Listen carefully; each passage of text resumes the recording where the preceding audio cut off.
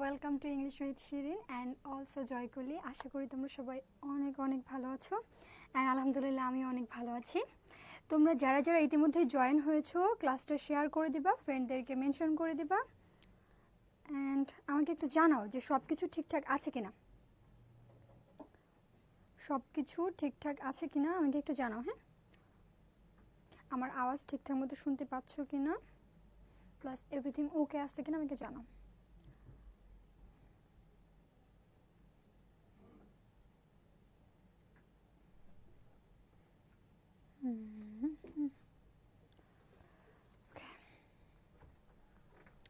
আমরা একটু ওয়েট করব। হ্যাঁ, সবাই যুক্ত হয়ে গেলে আমরা তারপরে ক্লাসটা শুরু করব। ওকে, আমরা একটু ওয়েট করব। হ্যাঁ, সবাই যুক্ত হয়ে গেলে আমরা তারপরে ক্লাসটা শুরু করব। আওয়াজ ঠিকঠাক মতো পাচ্ছ কিনা বলো দেখি।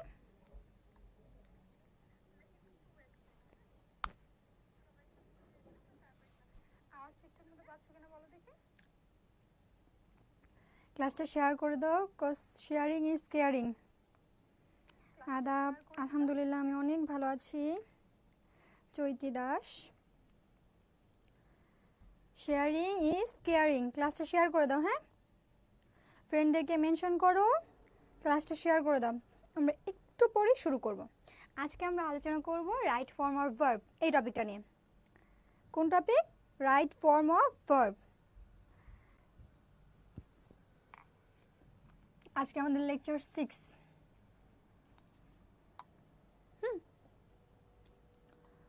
লেকচার 6।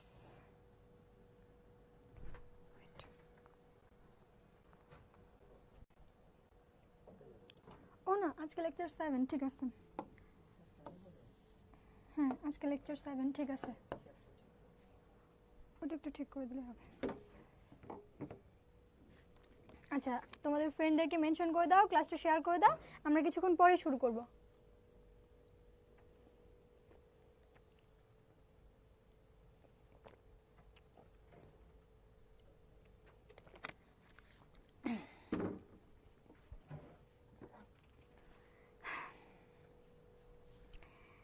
ক্লাস শেয়ার করে দাও, তো দ্রুত ক্লাসটা শেয়ার করে দাও। ওকে, আচ্ছা অলমোস্ট 100 হয়ে গেছে। ইংলিশ উইথ সিঁড়িতে 50-র কাছাকাছি, জয়কলি তো 50-র কাছাকাছি। ওকে, ওয়ালাইকুম আসসালাম। যারা সালাম দিচ্ছ সবাইকে ওয়ালাইকুম আসসালাম অ্যান্ড আলহামদুলিল্লাহ আমি ভালো আছি। তোমরা জানো দেখি তোমাদের কি অবস্থা, পড়াশোনা কত দূর করেছো, প্রিপারেশন কেমন চলতেছে বলো দেখি। আর তো একদমই সময় নেই, একদমই তোমাদের হাতে সময় নেই। আর অল্প কিছু দিনের মধ্যেই তোমাদের সিলেবাস কমপ্লিট করতে হবে, দেন বারবার রিভিশন দিতে হবে। এই যে ধরো তোমাদের কাছে 25 দিন বা 26 দিন সময় আছে, এই 25-26 দিন তোমরা এমনভাবে সিলেবাসটাকে একটু গুছিয়ে নিবা নিজেদের মতো করে। তুমি তো জানো যে তোমার থেকে ভালো তো আর কেউ জানবে না যে তুমি কোন টপিকগুলো ভালো করে পড়েছো, তোমার সিলেবাস কতটুকু কমপ্লিট হয়েছে। তো নিজের মতো করে সবটা গুছিয়ে নিবা। দেন যেই টপিকগুলো তোমার অল্প করে পড়েছো বাট ইম্পর্টেন্ট, এই টপিকগুলোকে আরেকবার সুন্দর মতো পড়ে নেবা। দেন সবগুলো টপিক কভার হয়ে গেলে একদম ফাইনাল রিভিশন দিবা। অবশ্যই রিভিশন দিবা, এবং এখন যে সময়টা আছে তোমাদের, এই সময়টাতে যত বেশি এক্সাম দিবা তত বেশি তুমি পাকাপোক্ত হবা। এক্সাম দিলে কোয়েশ্চেন প্যাটার্ন সম্পর্কে ধারণা হবে, নিজের হাত চালু হবে। বুঝতে পারছো? এক্সাম বেশি বেশি করে দিতে হবে। ওকে, আচ্ছা আজকে আমরা আলোচনা করব কি নিয়ে? রাইট ফর্ম অফ ভার্ব নিয়ে।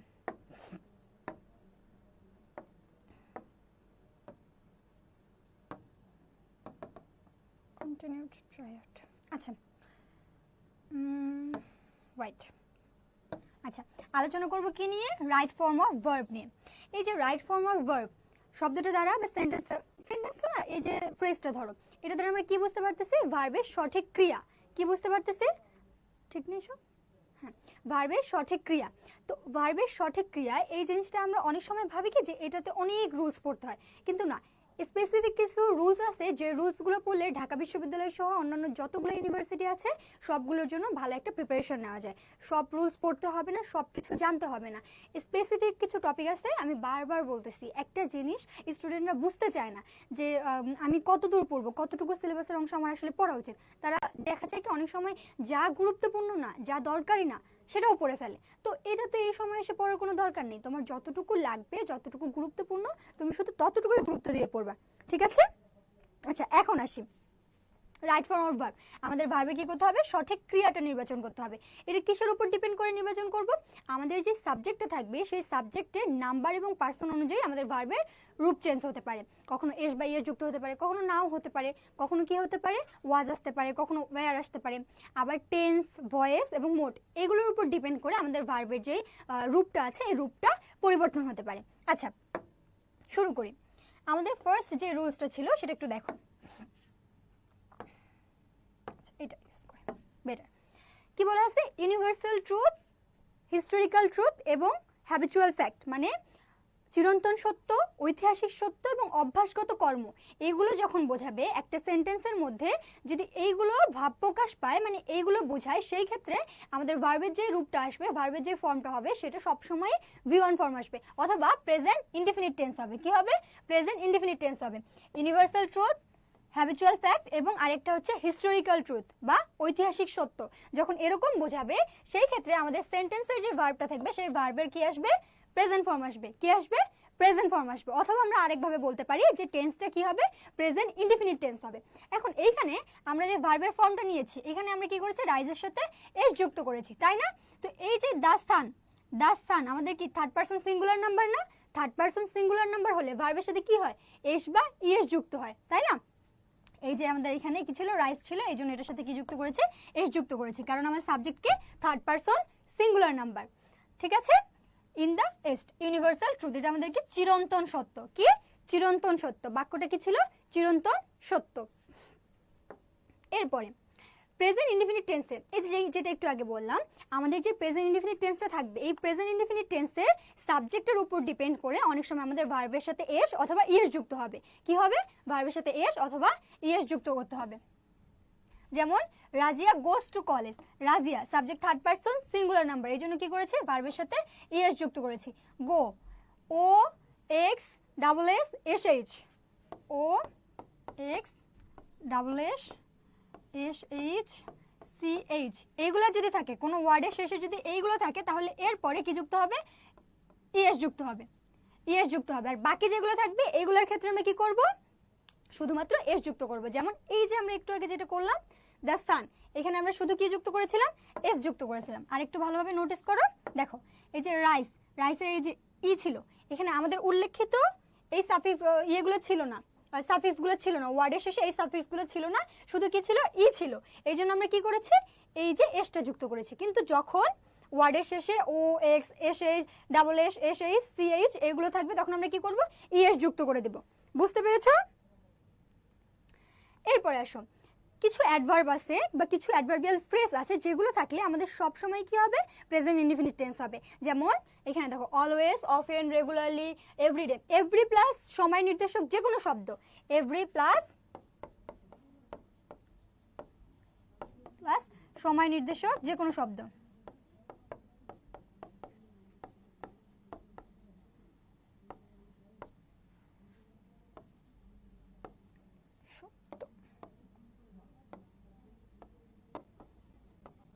সময় নির্দেশক যে কোনো শব্দ থাকলে আমরা কি করব? সেটার সাথে কি করব? এস বা না, আমাদের সাথে কি হবে? সবসময় প্রেজেন্ট ফর্ম হবে। যেমন always, regularly, often, generally, every month, seldom, every year, usually, every time. দেখো every time, every year, every day অথবা এভরি ডেইলি, মানে এভরি ডে অথবা ডেইলি, এভরি উইক মানে এভরি মান্থ, যে কোনো এভরির সাথে যে কোনো সময় নির্দেশক শব্দ থাকলে সেটা থেকে আমরা কি করব? প্রেজেন্ট ইনডিফিনিট টেন্সে আমরা সেটাকে করব। যেমন হাসান অলওয়েজ ডিস্টার্ব মি, এই যে হাসান এটা কি ছিল? অলওয়েজ ছিল। এই অ্যাডভার্বটা থাকার কারণে আমরা কি করেছি? এই যে ভার্বের সাথে এস বা এস যুক্ত করেছি, প্রেজেন্ট ইনডিফিনিট টেন্সে নিয়েছি। এরপরে আসো, কোনো বক্তা বা লেখকের উক্তি উদ্বৃত্ত করতে। ধরো কেউ একজন কিছু বলতেছে, সেটাকে আমি একদম সরাসরি ওই বক্তব্যটাকে কারো একজনের কাছে উপস্থাপন করতেছি, সেই ক্ষেত্রে আমার ভার্বের সাথে কি হবে? এস বা ইএস যুক্ত করতে হবে। অথবা ওই যে আমি কথাটা বলতেছি এটা সবসময় কিসে থাকবে? প্রেজেন্ট ইনডিফিনিট টেন্সে থাকবে। কোনো বক্তা বা লেখকের উক্তি উদ্বৃত্ত করতে প্রেজেন্ট ইনডিফিনিট টেন্স হয়, অর্থাৎ ভার্বের প্রেজেন্ট ফর্ম হয়। যেমন শেক্সপিয়ার সেইস, কি এসেছে? সেইস, বলেছে, এখনো কিন্তু তার কথাটা বর্তমান। Life is a tale told by an idiot. আচ্ছা, কিছু অ্যাডভার্ব যেমন now, at this moment, now মানে কি বর্তমানে কোনো কিছু করা, মানে বর্তমান, তাই না? অ্যাট দিস মোমেন্ট মানে এই সময়টাকে বোঝাচ্ছে। অ্যাট দিস টাইম এই সময়টাকে বোঝাচ্ছে। অ্যাট প্রেজেন্ট বর্তমানে যে সময়টা আছে সেটাকে বোঝাচ্ছে। তো এই ধরনের যখন অ্যাডভার্বিয়াল ফ্রেজগুলো কোনো একটা সেন্টেন্সে থাকবে, এইটা দ্বারা কি করা হচ্ছে, বর্তমানে কোনো কিছু করা বোঝা হচ্ছে বা বর্তমান সময়টাকে নির্দেশ করা হচ্ছে। এইগুলোর ক্ষেত্রে আমাদের যে ভার্বটা থাকবে সেই ভার্বের কোন ফর্ম আসবে, ভার্বের সাথে আইএনজি ফর্ম আসবে এবং তার আগে এম, ইজ, আর এগুলো আসবে। অর্থাৎ কি আসবে, present continuous tense. Present continuous টেন্সে লিখতে হবে। Clear? She is singing a song. বুঝতে পেরেছো কিনা বলো দেখি, এই অবধি সবাই বুঝতে পেরেছো কিনা বলো।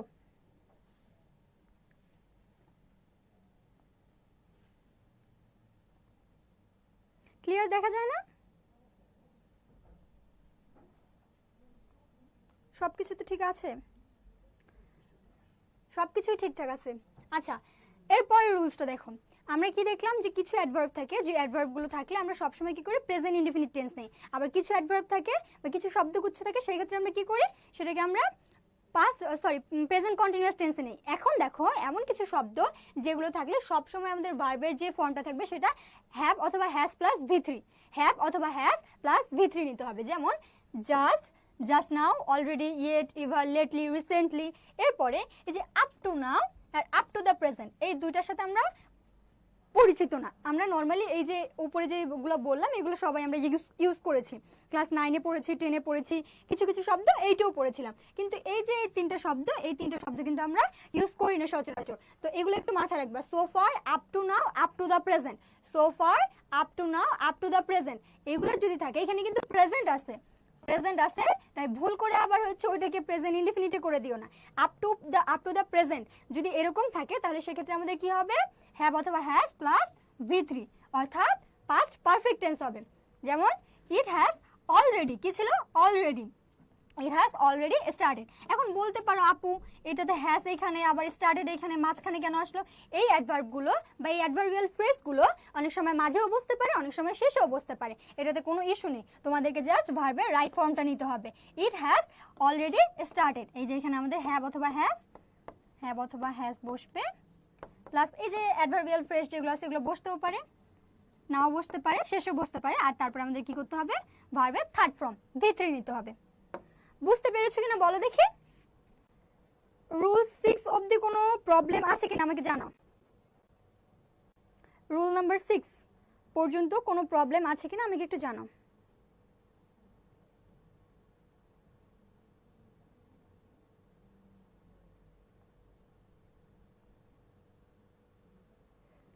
মনোযোগ দিয়ে ক্লাস করো, তাহলে ঠিকই বুঝে যাবা। আমি ভালো আছি নাজমুল শিকদার। এরপরে দেখো, কোনো কাজ অতীতে শুরু হয়ে বর্তমান সময়ে চলছে। একটা কাজ আমি অনেক আগে শুরু করেছি, এখনো করতেছি। যেমন আমি অনেক আগে তোমাদের এই ক্লাসটা শুরু করেছি, এখনো পড়াচ্ছি। এই ক্ষেত্রে আমাদের প্রেজেন্ট কি হবে, দেখো প্রেজেন্ট পারফেক্ট টেন্স হবে অথবা প্রেজেন্ট পারফেক্ট কন্টিনিউয়াস টেন্স হবে। যদি আমাদের অপশনে প্রেজেন্ট পারফেক্ট টেন্স দেওয়া থাকে তাহলে আমরা কি করব, এটাকে রাইট অ্যান্সার করব। কিন্তু যদি প্রেজেন্ট পারফেক্ট টেন্স দেওয়া না থাকে তাহলে কি করব, প্রেজেন্ট পারফেক্ট কন্টিনিউয়াস টেন্স, এটা অ্যান্সার করব। এখন এমন যদি হয় যে দুইটাই দেওয়া আছে, সেই ক্ষেত্রে কি করব, সেই ক্ষেত্রে যে অপশনটা আমাদের শুরুর দিকে থাকবে, ধরো এ বি সি ডি এইভাবে দেওয়া আছে এবং এইখানে হচ্ছে প্রেজেন্ট পারফেক্ট আর এইখানে প্রেজেন্ট পারফেক্ট কন্টিনিউয়াস টেন্স। এই ক্ষেত্রে যেটা এ নাম্বার অপশনে থাকবে সেটাকে আমরা রাইট অ্যান্সার হিসেবে ধরে নেব। বুঝতে পেরেছো?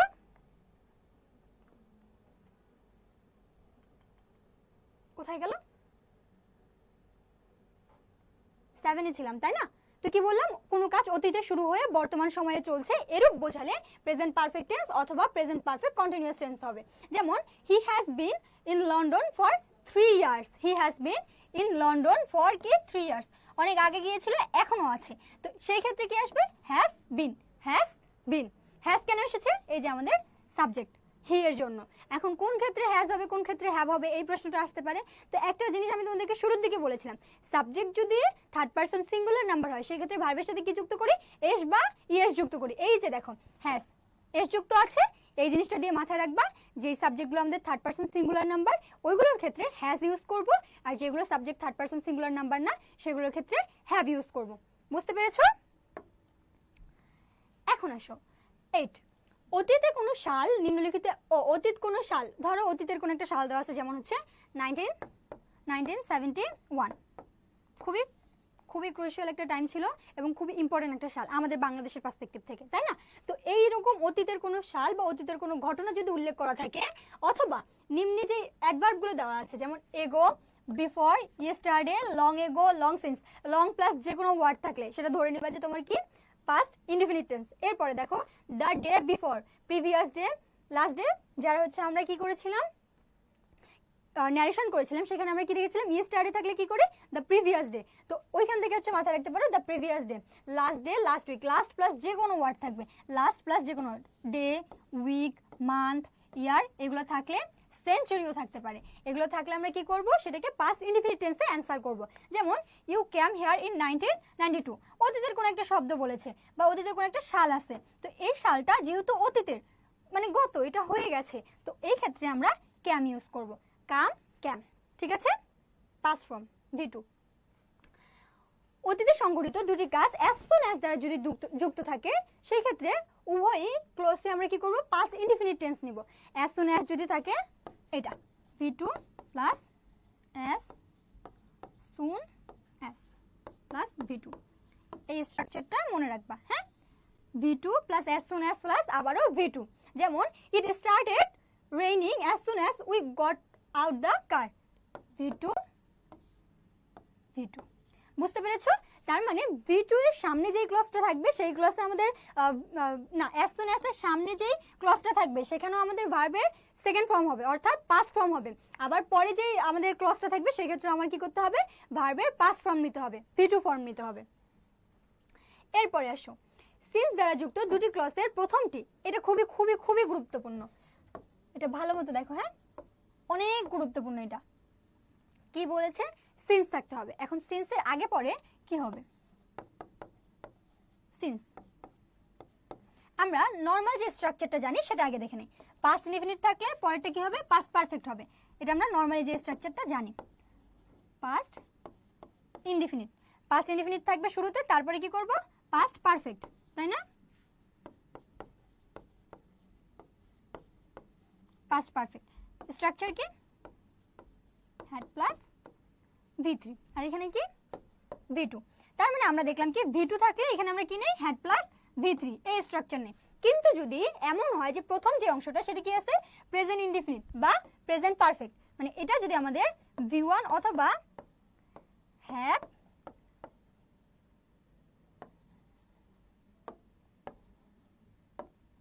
V1 অথবা হ্যাভ অথবা হ্যাজ, এটা আলাদা একটা রুলস, এটা আলাদা একটা রুলস, ঠিক আছে? হ্যাজ প্লাস V3 এমন থাকে, এরপরে কি আছে সিন্স আছে। এই ক্ষেত্রে আমাদের পরের যে টেন্সটা থাকবে, পরের যে ক্লজটা থাকবে সেটা কি করতে হবে V2 তো করতে হবে। কি করতে হবে V2, মানে প্রথম যে অংশটা এটা যদি আমাদের কি থাকে প্রেজেন্ট ইনডিফিনিট অথবা প্রেজেন্ট পারফেক্ট টেন্সে থাকে, সেই ক্ষেত্রে সিন্সের পরের যে অংশটা থাকবে সেই অংশটা আমাদের কি করতে হবে V2 তে নিতে হবে। আর প্রথম অংশটা যদি আমাদের পাস্ট ইনডিফিনিট অর্থাৎ V2 তে থাকে, কোন ফর্মে থাকে V2 ফর্মে থাকে, তাহলে পরের যে অংশটা আছে সেটা আমরা কি করব হ্যাড প্লাস V3 নিব।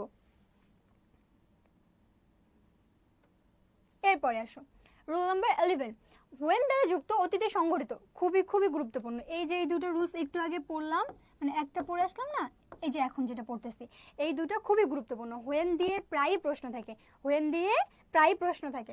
দেখো হোয়েন দ্বারা যুক্ত অতীতে সংঘটিত দুটি কাজ প্রায় একই সাথে সংঘটিত হচ্ছে, মানে একই সময়ে সংঘটিত হচ্ছে এবং কি আছে ওই সেন্টেন্সে একটা হোয়েন আছে, সেই ক্ষেত্রে দুটাই কি হবে পাস্ট ইনডিফিনিট হবে। দেখো দুই ক্ষেত্রে দুটাই কি হবে পাস্ট ইনডিফিনিট টেন্স হবে।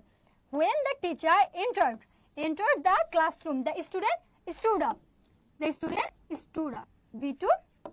V2 সামনে কি ছিল when, ক্লিয়ার? when দ্বারা যুক্ত থাকবে এবং একই সময়ে সংঘটিত হচ্ছে, অতীতে দুটো কাজ একই সময়ে সংঘটিত হয়েছে এরকম সেন্টেন্সে যদি when থাকে সেই ক্ষেত্রে আমাদের দুটাই কি হবে V2 ফর্মে আসবে। বুঝতে পেরেছো? এরপরে আনরিয়াল পাস্ট টেন্সের ক্ষেত্রে, মানে বাস্তবিক কোনো অস্তিত্ব নেই এরকম যখন পাস্ট টেন্সগুলো থাকবে সেই ক্ষেত্রে আমরা কি করব অ্যাজ ইফ অ্যাজ দো যদি থাকে, কি থাকে অ্যাজ ইফ অ্যাজ দো যদি থাকে, এই সব হেজে বেজে বাদ দাও, আমি যা লিখতেছি শুধু সেটা ফলো করবে, হ্যাঁ অ্যাজ ইফ অথবা অ্যাজ দো, তাই না? অ্যাজ ইফ অথবা অ্যাজ দো এর পরে একটা হবে, এর আগে একটা হবে, তাই না? তো অ্যাজ ইফ অ্যাজ দো এর প্রথম অংশ যদি কি আসে v1 আসে, তাহলে পরের অংশ কি হবে v2। বুঝতে পেরেছো? অ্যাজ ইফ অ্যাজ দো এর প্রথম অংশ যদি v1 হয়, পরের অংশ কি হবে v2, মানে পাস্ট ইনডিফিনিট। আর প্রথম অংশ যদি v2 তে থাকে, তাহলে পরের অংশ অ্যাজ ইফ অথবা অ্যাজ দো, তাহলে পরের অংশ কি হবে হ্যাড প্লাস v3। তার মানে অ্যাজ ইফ অ্যাজ দো এর প্রথম অংশ আমাদের কি থাকবে প্রেজেন্ট ইনডিফিনিট টেন্সে থাকবে, তাহলে পরের অংশ আমরা কি করব পাস্ট ইনডিফিনিট টেন্সে নিব। আর অ্যাজ ইফ অ্যাজ দো এর প্রথম অংশ যদি আমাদের পাস্ট ইনডিফিনিট টেন্সে থাকে, তাহলে পরের যে অংশটা থাকবে সেটা আমরা কি করব হ্যাড প্লাস v3, অর্থাৎ পাস্ট পারফেক্ট টেন্সে নিব। এখানে একটা एग्जांपल দেওয়া ছিল, আমরা একটু নোটিস করি। she thinks কি ছিল v1 না, তাহলে পরেরটা অবশ্যই কি হবে v2 তে হবে। as though she were a king, v2 তে আছে। এখন এই ক্ষেত্রে আরেকটা জিনিস মাথায় রাখবা, as if as though যুক্ত যে কোনো সেন্টেন্সে আমরা যে বি ভার্বটা নিব, as if as though এর পরে যে বি ভার্বটা আসবে, বি ভার্ব হিসেবে সব সময় আমরা ওয়্যার নিব, কখনোই ওয়াজ নিব না। কি নিব না? ওয়াজ নিব না। আমাদের সাবজেক্ট যাই থাকুক না কেন, আমরা বি ভার্ব হিসেবে সব সময় ওয়্যার নিব, ঠিক আছে? এরপরে আসো, it is high time, it is time, I wish, I fancy, তাই না? I wish, I fancy, it is high time, it is time, এই শব্দগুলো যদি থাকে এবং এরপরে সাবজেক্ট যদি থাকে, খুবই গুরুত্বপূর্ণ। ইট ইজ হাই টাইম, ধরে নাও যে একসাথে লিখেছি it is high time, it is time, এটা খুবই কম থাকে, এটা বেশি থাকে, ঠিক আছে? It is high time, it is time, I wish, I fancy, CY plus. দেখো এই যে এই শব্দগুলো লিখেছি না শুরুতে, এগুলোর পরে যদি কি থাকে সাবজেক্ট থাকে, অবশ্যই কি থাকতে হবে একটা সাবজেক্ট থাকতে হবে। সেই ক্ষেত্রে পরের যে ক্লজটা আসবে সেটাতে আমরা কি করব v2 ফর্মে নিব। কি নিব? v2 বা পাস্ট ইনডিফিনিট টেন্সে নিব। কোন টেন্স? Past indefinite. আর যদি পাস্ট ইনডিফিনিট না থাকে, তাহলে সাবজেক্টের পরে সাবজেক্ট প্লাস কুড প্লাস ভার্বের বেস ফর্ম। দেখো কি বলেছে, এই যে it is high time, it is time, I wish, I fancy, এগুলো থাকলে পরে যদি সাবজেক্ট থাকে, কি থাকবে? সাবজেক্ট থাকতে হবে অবশ্যই। এর পরে যে ভার্বটা থাকবে সেই ভার্বের পাস্ট ফর্ম হবে, দেখো v2 ফর্ম হবে, অথবা কুড প্লাস বেস ফর্ম হবে। কি হবে? Could plus base form. উল্লেখ্য, আই উইশ এর পরে বি ভার্ব হিসেবে, এই যে একটু আগে আমরা অ্যাজ ইফ অ্যাজ দো পড়লাম না, অ্যাজ ইফ অ্যাজ দো এর সময় আমরা কি বলেছিলাম যে আমরা এখানে যে বি ভার্বটা নিব, সেই বি ভার্বটা সবসময় কি হবে? ওয়্যার হবে। একই রকম ভাবে আই উইশ এর পরে আমরা যে বি ভার্বটা নিব সেটা সর্বদাই কি হবে? ওয়্যার হবে, কখনোই ওয়াজ হবে না। সাবজেক্ট যাই থাকুক না কেন, আমাদের সবসময় কি নিতে হবে? ওয়্যার নিতে হবে। এখন আসো রুল নাম্বার 14, দ্যাট দ্বারা যুক্ত দুটি ক্লজ। কি? দ্যাট কি থাকবে? দ্যাট দ্বারা যুক্ত দুটি ক্লজের প্রথমটি পাস্ট ইনডিফিনিট টেন্স হলে দ্বিতীয়টি সচরাচর কি হয়? পাস্ট পারফেক্ট টেন্সে হয়। যেমন এখানে কি লিখছে? Had plus v3, it is high time he changes bad habits, rules. একই एग्जांपल দিয়ে নিস, তাই না? আচ্ছা যাই হোক, যদি দ্যাট থাকে তাহলে এর প্রথম অংশ যদি কি থাকে? v2 তে থাকে, তাহলে পরের অংশ কি হবে? Had plus v3। আমরা অ্যাজ ইফ অ্যাজ দো পড়লাম না, অ্যাজ ইফ অ্যাজ দো পড়লাম না, অ্যাজ ইফ অ্যাজ দো এর ক্ষেত্রে আমরা যেটা লিখেছিলাম যে এটা যদি v2 হয় তাহলে পরেরটা কি হবে? Had plus v3। ঠিক সেম রুলসটা আমরা যখন দ্যাট এর কাজ করতেছি, সিন্স এর কাজ করতেছি, সেই ক্ষেত্রেও কিন্তু হবে। That, since, as if, as though, এগুলোর মাঝখানে যদি থাকে, মানে সেন্টের দুটো ক্লজের মাঝে যদি থাকে এগুলা, বিশেষ করে দ্যাট আর সিন্স এর ক্ষেত্রে, অ্যাজ ইফ অ্যাজ দো তো সব সময় মাঝে থাকবে, কিন্তু সিন্স আর দ্যাট অনেক সময় শুরুতেও থাকতে পারে, সাবজেক্ট হিসেবেও কাজ করতে পারে। তো কনজাংশন হিসেবে যখন মাঝখানে কাজ করবে, সেই ক্ষেত্রে প্রথম অংশটা যদি আমাদের v2 থাকে, তাহলে পরের যে অংশটা থাকবে সেটা আমরা কি নিব? হ্যাড প্লাস v3 নিব। এরপরে no sooner had dot dot then, scarcely had, when বা before, hardly had, তারপরে when বা before দ্বারা যুক্ত প্রথম ক্লজটি কি হবে? পাস্ট পারফেক্ট টেন্সে হবে। আচ্ছা, এই শব্দগুলো যেগুলো ছিল, এগুলো দ্বারা মিনিংটা এরকম দাঁড়ায় যে করতে না করতেই, হতে না হতেই, খেতে না খেতেই, নিতে না নিতেই, মানে তাৎক্ষণিকভাবে কোনো কিছু করা বোঝায়, মানে দ্রুততার সাথে কোনো একটা কিছু করতেছি, সেই ক্ষেত্রে আমাদের এই শব্দগুলো ব্যবহার করতে হয়। যেমন কি কি ছিল, no sooner had dot dot then, scarcely had dot dot when অথবা before, hardly had dot dot when অথবা বিফোর। তো আমি কি বললাম যে এগুলো আমাদের তাৎক্ষণিক কোনো কিছু করা বোঝাবে। এই ক্ষেত্রে দেখো সবগুলোরই প্রথম যে অংশটায় হ্যাড যুক্ত আছে না, দেখো সবগুলোরই প্রথম অংশটাতে কি আছে, হ্যাড যুক্ত আছে। এই ক্ষেত্রে হ্যাড যে যুক্ত অংশটা, এই অংশটার সাথে যেই আমাদের ভার্বটা থাকবে সেই ভার্বের কি নিব, V3 ফর্ম নিব। একদম পানির মতো সহজ। হ্যাডের পরে কি হবে, V3 ফর্ম আসবে। আমরা এটা দিয়ে খেয়াল রাখবো, হ্যাড থাকলে এর পরেরটা V3 ফর্ম, এরপরে আমাদের পরের যেই শব্দটা আছে এখানে দেন থাকতে পারে, হোয়েন বা বিফোর থাকতে পারে, হার্ডলি হ্যাড, তারপরে এখানে আবার হোয়েন বা বিফোর থাকতে পারে। এগুলোর পরে যে আমাদের ক্লজটা আসবে সেই ক্লজে আমরা সবসময় কি নিব, V2 ফর্ম নিব। কি নিব, V2 ফর্ম নিব। যেমন এখানে কি বলেছে, hardly had we taken, hardly had we taken shelter under a tree when the storm started. Started মানে শুরু হয়েছিল, মানে এখানে আমরা কি নিয়েছি, ফর্মটা V2 ফর্মটা নিয়েছি। বুঝতে পেরেছো? আমরা গাছের মধ্যে আশ্রয় নিতে না নিতে কি হয়েছিল, ঝড় শুরু হয়েছিল। এরপরে আসো, লেস্ট দ্বারা যুক্ত দুটি ক্লজ, এর প্রথমটি এটা খুবই ইজি, খুবই ইজি। আমরা যখন কমপ্লিটিং সেন্টেন্স পড়েছিলাম না, তখন প্রায়ই আমরা এটা পড়েছিলাম। যেদিন করে এমসিকিউ সলভ করাবো ওই দিন করে ওদের উপস্থিতি একদম এই লেভেলে থাকবে, মানে এত স্টুডেন্ট থাকে যে বলার বাইরে। আর যেদিন করে আমি ওদেরকে একটু রুলস পড়াবো, ওদের ভালোর জন্য কোনো কিছু একটা করাবো, সেদিন করে ক্লাসে ওদের উপস্থিতি কমে যায়। না, ওয়াস নিলে হবে না।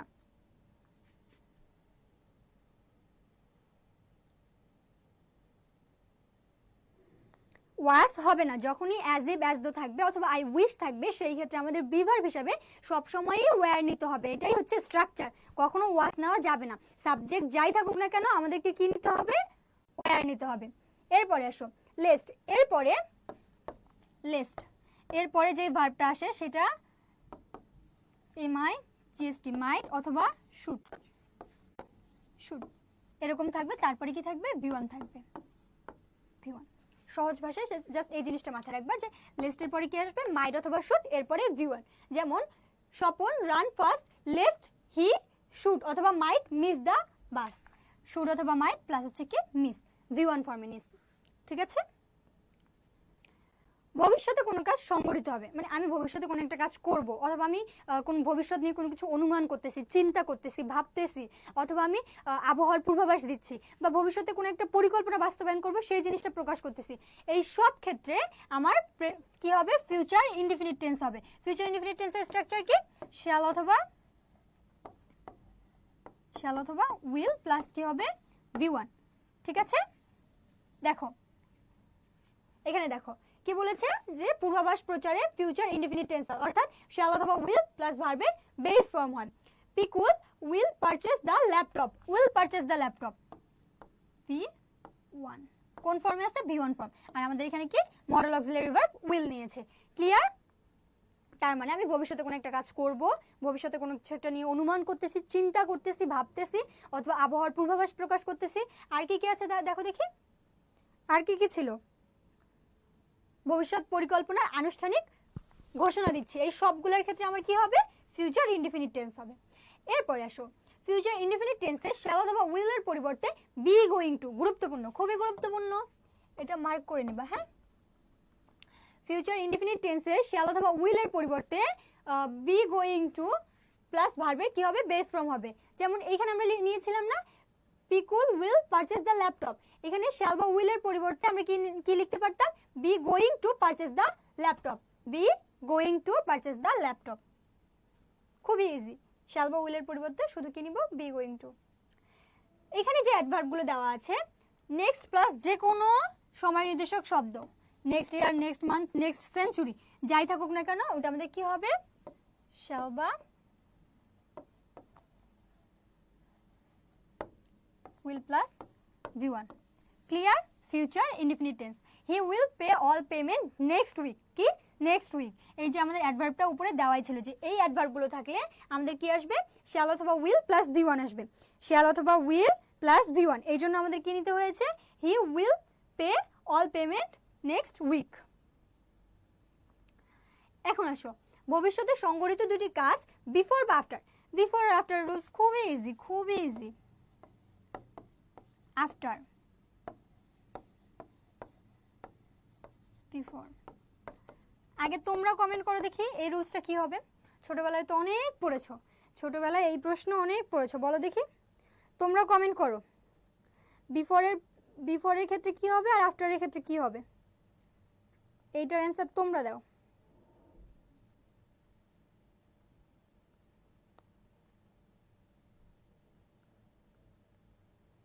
ক্লাসটা শেয়ার করে নি, দাও এটার অ্যান্সার তোমরা দাও দেখি।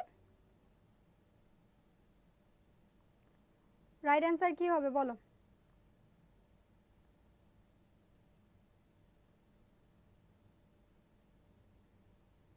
বলো এটা রাইট অ্যান্সারটা কি হবে।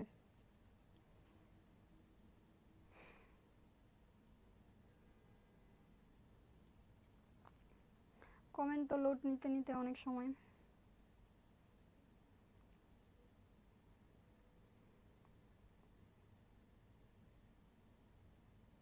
কেউ বলো সবই ঠিক আছে, কেউ বলো যে ঝাপসা দেখায়। আমি নাজমুল শিকদার একটা প্রশ্ন করেছি যে আপু আপনি কোন জিকে বইটা আপনার অ্যাডমিশনে পড়েছিলেন। আমি মেইনলি আমার অ্যাডমিশন টাইমে, মানে অ্যাডমিশন টাইমের আগে বলে একদম সত্যি কথা যেটা সেটাই বলতেছি, আমি 2টা বই বা 3টা বই আমি আর কি মেইনলি ফোকাসে রেখেছিলাম। ওই 3টা বইকে আমি অলওয়েজ কভার করার চেষ্টা করতাম, মানে সবগুলো বই একই। আমি সাজেশন যে কোনো একটাই নিতে বলবো, মানে জিকে বইগুলোর ক্ষেত্রে কোনোটাতে ডিফারেন্ট কিছু নাই। ধরো তুমি জুবাইয়ের জিকে পড়তেছো, জয়কলের জিকে পড়তেছো, অথবা তুমি মিহির জিকে পড়তেছো, তো সবগুলো বইয়ের ক্ষেত্রে তুমি একটা কমন জিনিস দেখবা যে বাংলাদেশের, ধরো বাংলাদেশ কত সালে হচ্ছে স্বাধীন হয়েছে, এই প্রশ্নের উত্তর জুবাইর জিকেরে যা আছে জয়কলি জিকেতেও তাই আছে, আবার মিহির জিকেতেও তাই আছে। তো এইখানে তোমার জিকে বইয়ের ক্ষেত্রে কোনোটাই ম্যাটার করতেছে না, তুমি যে কোনো একটা পিক করো তোমার পছন্দ মতো, যেটাতে বেশি তথ্য আছে আর একটু বোঝার মতো বোধগম্য, মানে সব বইই সেম কিন্তু এর মধ্যেও থাকে না আমার এটাই ভালো লাগে আমি এটাই নিব, সেই ক্ষেত্রে তুমি জয়কলি জিকে নিতে পারো। জয়কলি জিকে মোটামুটি অনেক ভালো আছে। আর একদম যেই কোশ্চেনটা তুমি করেছিলে, আমার সময় আমি হচ্ছে অ্যাডমিশনের আগে একাডেমিক টাইমটাতে আমি জয়কলি জিকে নিয়েছিলাম, এরপরে যখন আমি অ্যাডমিশন টাইম এসেছিলাম তখন আমি মিহির জিকেটা নিয়েছিলাম। তো 2টা বই কম্পেয়ার করে আমি পড়তাম, মিহির জিকের ফাইনাল সাজেশনটা ওটা আমার জন্য অনেক হেল্পফুল হয়েছিল। তো তুমি চাইলে হচ্ছে জয়কলি জিকেটা আগে নিতে পারো, জয়কলি জিকের সাথে মিহির জিকের যে ফাইনাল সাজেশনটা বের হয় একদম শেষের দিকে গিয়ে, এই যে এখনই বের হওয়ার কথা এই মাসের, আই গেস এই মাসের শুরুতেই বের হয়েছে হতে পারে।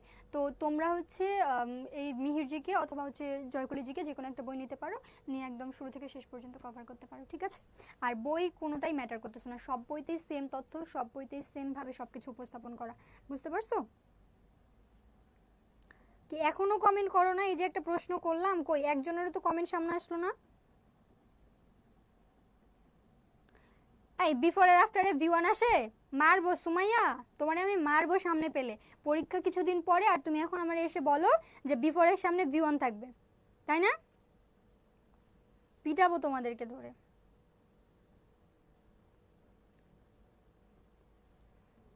দেখি বিফোর আফটারের রুলসটা বলো। সবার আগে কে রাইট অ্যান্সার বলতে পারে দেখি একটু আমিও। তোমরা যে কি করবা আল্লাহ ভালো জানে, তোমাদেরকে নিয়ে যে আমি কি করব। পরীক্ষার আর মাত্র কিছুদিন বাকি, আর ওরা এখনো এসে এই জিনিসটাই জানে না যে বিফোর আফটারের রুলস কি হবে। কমেন্ট আসতেছে না কেন? এটার অ্যান্সার তো আমি নিজে দিব না। বিফোর মানে কি আফটার মানে কি এটা আগে লিখো দেখি।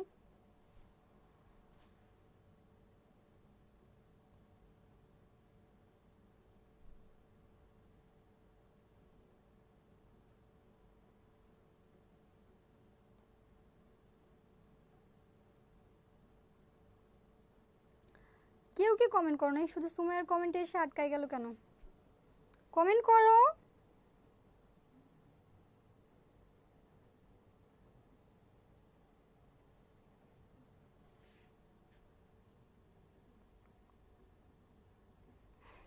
খুশি সুলতানা, না আমি ঢাকা বিশ্ববিদ্যালয়ের ছাত্রী না।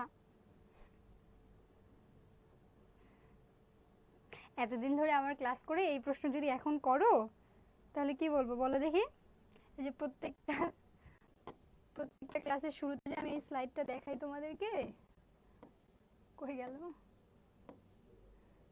হ্যাঁ আজকে আমাকে দেয়নি, যাই হোক না দিয়েছে তো, এই যে হ্যাঁ আমার পরিচয় তো দেয়নি। যাই হোক, আমি ঢাকা বিশ্ববিদ্যালয়ে পড়াশোনা করতেছি, 23-24 সেশনের শিক্ষার্থী, এবং বর্তমানে জয়কলি একাডেমি সহ আরও কিছু অনলাইন প্ল্যাটফর্মে একজন ইংরেজি শিক্ষিকা হিসেবে যুক্ত আছি। বুঝতে পেরেছ? খুশি সুলতানা। হ্যাঁ সুমাইয়া। এবার আচ্ছা, সুমাইয়া ছাড়া কি ক্লাসে কেউ অ্যাক্টিভ নাই? বুঝি না। আর দিনগুলোতে অনেক স্টুডেন্ট থাকো, আজকে শুধু সুমাইয়া কমেন্ট করতেছে। যাই হোক, দেখো আফটার মানে কি পরে, বিফোর মানে কি পূর্বে। তো আফটার মানে পরে, তাহলে আফটারের পরে কি হবে? পাস্ট পারফেক্ট হবে। ও এটা এই রুলস না, কিন্তু ইম্পর্টেন্ট, মাথায় রাখো। এটা ইম্পর্টেন্ট, এটার সাথে এটা কানেক্টেড। বিফোর মানে কি পূর্বে, আর আফটার মানে কি পরে। আফটারের পরে কি হবে? Past perfect, had plus V3। আর বিফোর মানে যেহেতু পূর্বে, তাহলে বিফোরের পূর্বে কি হবে? Had plus V3। আর বাকি যেটা থাকবে সেটা কি হবে? V2। কি হবে? V2। আর এখানে যেটা ছিল এটা হচ্ছে ভবিষ্যতের ক্ষেত্রে বলা হচ্ছে, মানে ভবিষ্যতে দুটি কাজ বিফোর ও আফটার দ্বারা যুক্ত থাকবে, সেই ক্ষেত্রে বিফোর ও আফটারের পূর্বে। আমরা তো এখানে মিনিং দ্বারা ইয়ে করলাম যে কোনটা কি হবে না হবে, বা কখন পাস্ট পারফেক্ট হবে, কখন V2 হবে। এই ক্ষেত্রে আমাদের কি হবে? পূর্বের যে ক্লজটা থাকবে সেটা বিফোর থাকুক আফটার থাকুক কোনো ম্যাটার করতেছে না। পূর্বের যে ক্লজটা থাকবে সেটা ফিউচার ইনডিফিনিট অথবা প্রেজেন্ট টেন্সে থাকলে, ফিউচার ইনডিফিনিট অথবা প্রেজেন্ট টেন্সে থাকলে পরের যে ক্লজটা থাকবে সেটা সব সময় কি হবে? প্রেজেন্ট ইনডিফিনিট টেন্সে হবে। যেমন we shall return, we shall return আমাদের এখানে কি ছিল? ফিউচার ইনডিফিনিট টেন্স ছিল। তারপরে যে বিফোর যুক্ত যে আরেকটা ক্লজ ছিল সেটাতে আমাদের কি আসছে? V1। বুঝতে পেরেছো? এর সাথে এই রুলসটা মাথায় রাখবা, এটা বেশি গুরুত্বপূর্ণ, এটা বেশি গুরুত্বপূর্ণ, সাথে উপরেরটা ইম্পর্টেন্ট। হ্যাঁ, বিফোর মানে কি পূর্বে, আর আফটার মানে কি পরে। আফটারের পরে পাস্ট পারফেক্ট, বিফোরের পূর্বে পাস্ট পারফেক্ট। কিন্তু ভবিষ্যতের ক্ষেত্রে যদি বোঝায় যে দুইটা কাজ আমরা কি করব? একই সাথে করব, সেই ক্ষেত্রে বিফোর ও আফটার যদি থাকে, তাহলে বিফোর বা আফটারের পূর্বে আমাদের যদি ফিউচার ইনডিফিনিট অথবা প্রেজেন্ট ইনডিফিনিট টেন্স থাকে, তাহলে পরের যে টেন্সটা থাকবে সেটা কি হবে? প্রেজেন্ট ইনডিফিনিট টেন্স হবে। ক্লিয়ার কিনা বলো দেখি? থ্যাংক ইউ বাবু। হ্যাঁ বলো, আজিজুল ইসলাম উজ্জ্বল, বলো কি প্রবলেম আছে বলো। কোন কমপ্লেক্স সেন্টেন্সের একটি ক্লজে বাই দ্য টাইম, খুবই খুবই গুরুত্বপূর্ণ। বাই দ্য টাইম কি লিখেছে বলো দেখি? কোন কমপ্লেক্স সেন্টেন্সের একটি ক্লজে বাই দ্য টাইম প্লাস কি থাকবে? প্রেজেন্ট ইনডিফিনিট টেন্স থাকবে। By the time plus present indefinite tense V1 যদি এরকম থাকে, তাহলে অন্য যে ক্লজটা থাকবে সেটা কি হবে?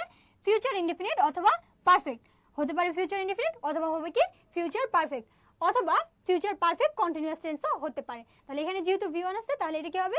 Future indefinite. শ্যাল বা উইল প্লাস বি, ভার্বের ওয়ান ফর্ম বা base form be. I will be in New Zealand. Okay, এরপরে আসো টু হ্যাভ 55।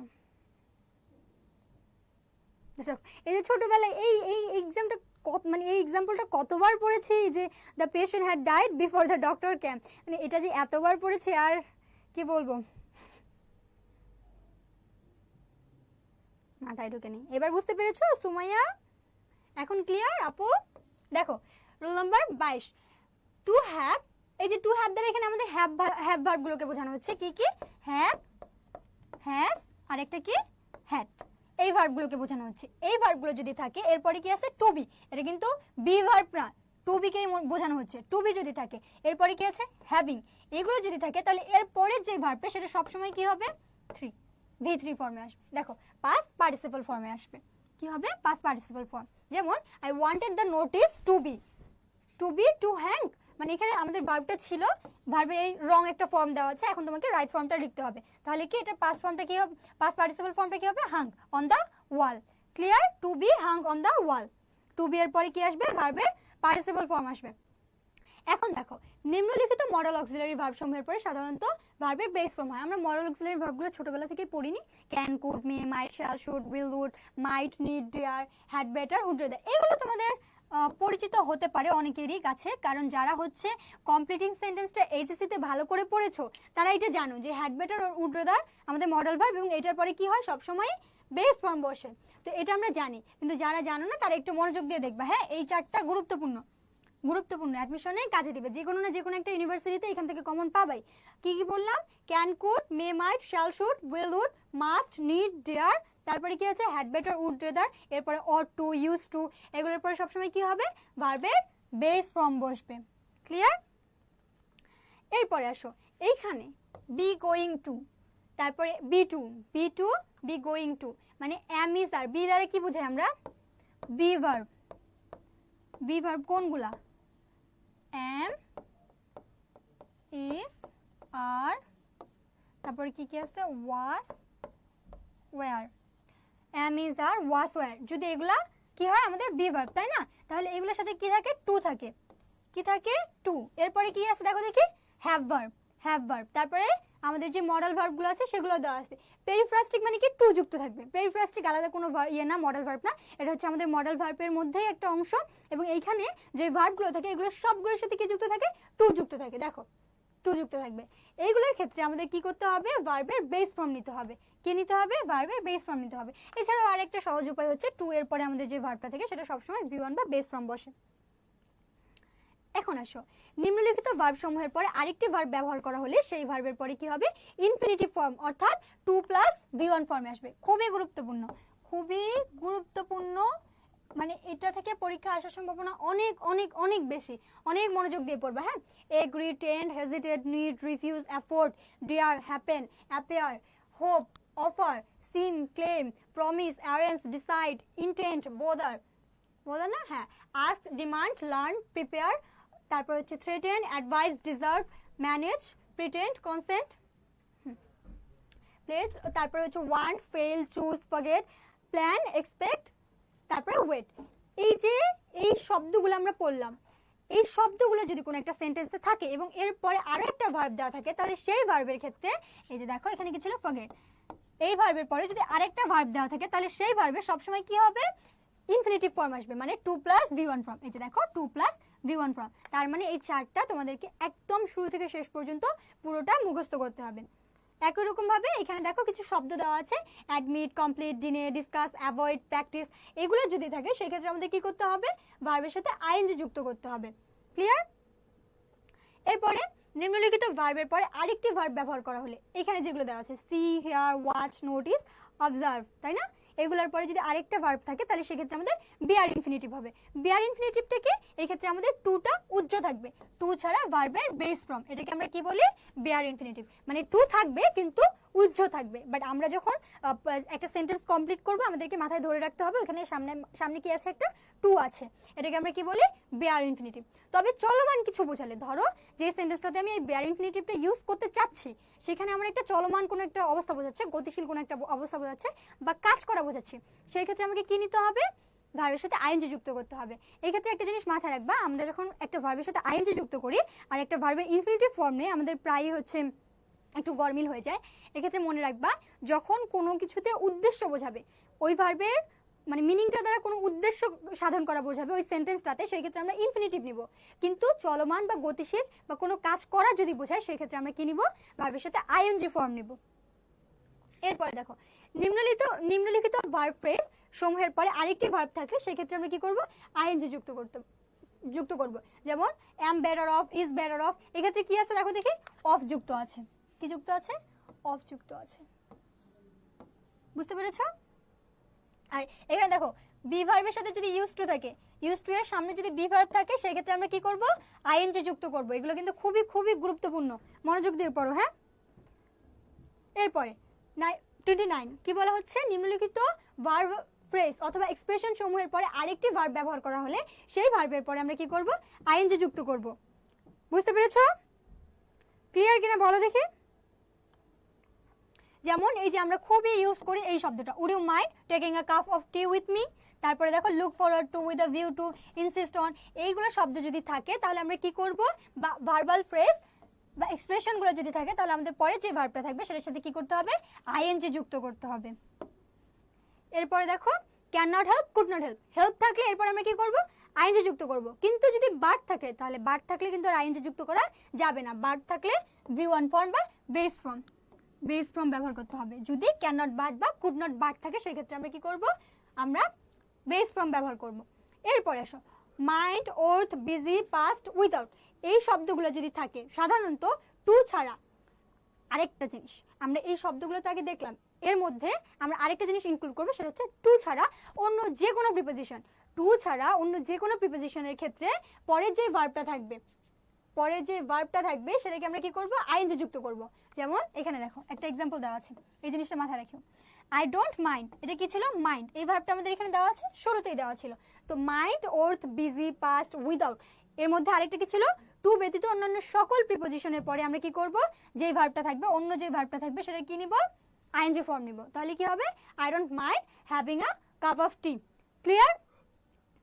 এন্ড সবার শেষে যে রুলসটা আমরা পড়বো সেটা হচ্ছে এই যে এই ফ্রেজগুলো কি বলা আছে, নিম্নলিখিত ফ্রেজ সমূহের পরে আরেকটি ভার্ব ব্যবহৃত হলে সেই ভার্বের সাথে আমরা কি করব, আইএনজি যুক্ত করব অথবা ইনফিনিটিভ ফর্ম ব্যবহার করব।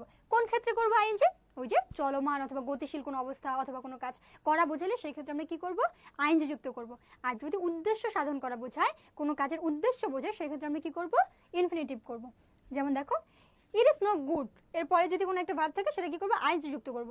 ইট ইজ নো ইউজ, তারপরে it is not worth, it is a West of time or মানি, তারপরে যে ভার্বটা থাকবে সেটার সাথে আমরা কি করব, আইএনজি যুক্ত করব।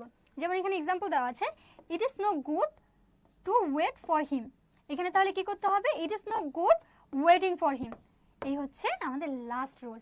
অ্যান্ড আমি আশা করতেছি যারা ক্লাসের শুরু থেকে শেষ পর্যন্ত ছিলে সবকিছু বুঝতে পেরেছো। আমাকে জানাও দেখে সব ঠিকঠাক বুঝতে পেরেছো কিনা, সবকিছু ক্লিয়ার কিনা। হ্যাঁ, দাগাই দেব বিচিত্রা বইয়ের যে আমাদের ইম্পর্টেন্ট ভোকাবুলারিগুলো আছে, আমি সেগুলো খুব শীঘ্রই দাগাই দেব। থ্যাংক ইউ বাবু, ইতি, থ্যাংক ইউ।